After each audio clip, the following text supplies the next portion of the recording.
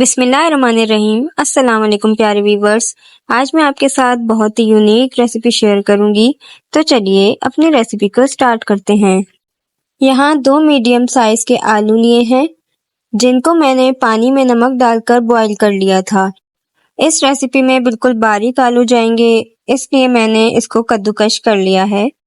इस रेसिपी में हरा धनिया, हरी मिर्च और चॉप की हुई प्याज जाएगी। फ्लेवरिंग के लिए नमक, लाल मिर्च, हल्दी, पिसा धनिया, पिसा जीरा और थोड़ी सी काली मिर्च जाएगी।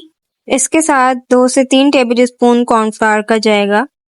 अब इसकी फिलिंग तैयार करने के लिए इसमें डाली है चॉप प्याज, हरा धनिया, हरी मिर्चें।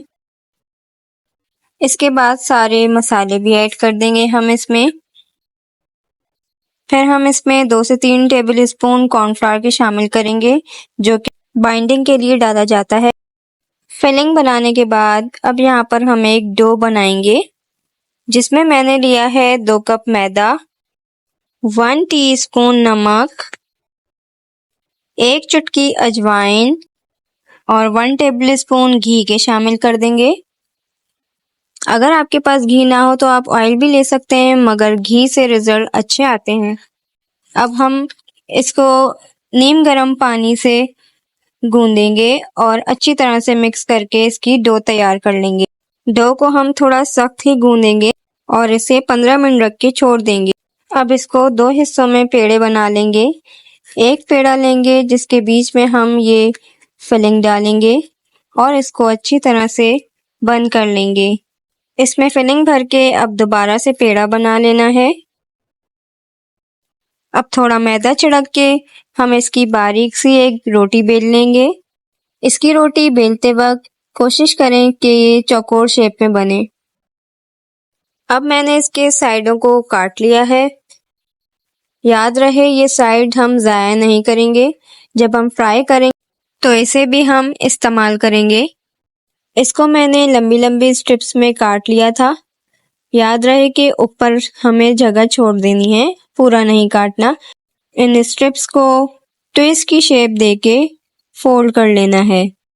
अब इसी तरह दूसरे पेड़े को भी हम शेप देके बना लेंगे।